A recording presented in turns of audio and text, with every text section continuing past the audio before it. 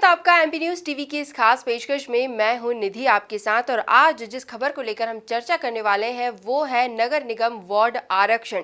जी हां, नगर निगम के वार्ड के आरक्षण को लेकर तमाम तरह की घोषणाएं हो चुकी है। वार्ड्स को एससी, एसटी, ओबीसी और जिस तरह से महिलाओं के लिए भी कुछ वार्ड्स आरक्षित किए जाते हैं, तो ये तमाम तरह की घोषणाएं अब हो चुकी है। लेकिन इस घोषणा के बाद कई तरह के नए समीकरण अब सामने आ रहे हैं। पुरानी तस्वीर कुछ बदल सी गई है। इस पर अब बीजेपी और कांग्रेस की क्या प्रतिक्रिया है वो हम जानने की कोशिश करेंगे। सबसे पहले बात करेंगे नगर निगम सभापति रहे और बीजेपी नेता अजय सिंह नरूका से। अजय जी, स्वागत आपका एमपी न्यूज टीवी पर। और नगर निगम वार्ड आरक्षण को लेकर क्या प्रतिक्रिया होगी आपकी?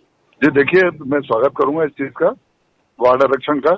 ये हालांकि लेट हो गया है और कांग्रेस गवर्नमेंट के रहते हुए अगर इस समय उसको ध्यान रख लिया जाता तो कोरोना से पहले ये कार्यकाल हमारे समाप्त होने से पहले चुनाव हो जाना चाहिए था। खैर कोई बात नहीं, जो हुआ ठीक है। अभी जो चीज हो रही है उसका मैं स्वागत करता हूँ और मुझे पूरी उम्मीद है जिस प्रकार से वार्ड का आरक्षण हुआ, जो रिजल्ट निकल कर आया उसका जो अध्ययन करा उसके मुताबिक भारतीय जनता पार्टी के वापस से नगर पालिक निगम परिषद बहुमत के आधार पर, प्रचंड बहुमत के आधार पर बन रही है।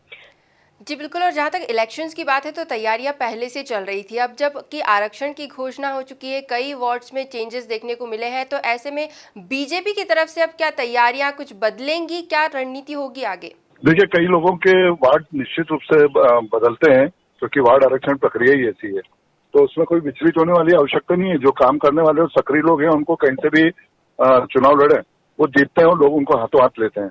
और मुझे ये खुशी है कि भारतीय जनता पार्टी के जो कार्यकर्ता लोग हैं, जो पार्षद रहे, वो सभी लगभग मतलब बहुत सक्रिय रहे हैं। उन्होंने अपने क्षेत्रों में बहुत तन्मयता के साथ में काम करा। उसका सुखद परिणाम है कि इंदौर न केवल मध्य प्रदेश बल्कि देश के चुनिंदा शहरों में जाने लगा है और पुनः लोग बाग उनको स्वागत कर रहे हैं और उनको पुनः जिता के देंगे प्रचंड बहुमत के आधार पर।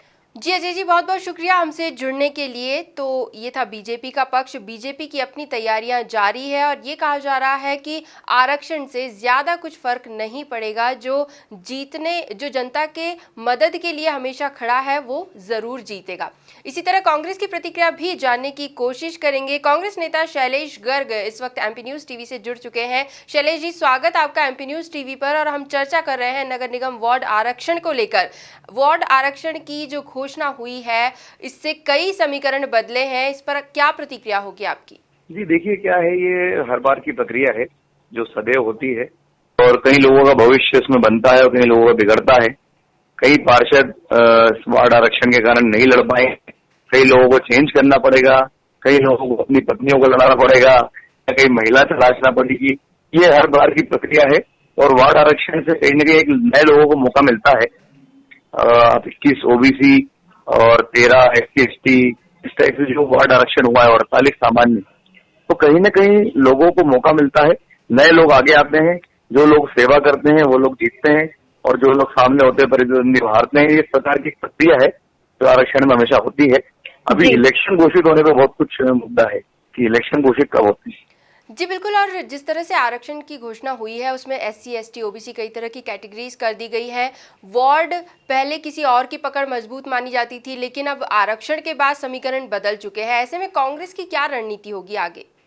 नहीं, कांग्रेस की रणनीति तो सदैव, अभी हम 1 साल से तैयारी कर ही रहे थे।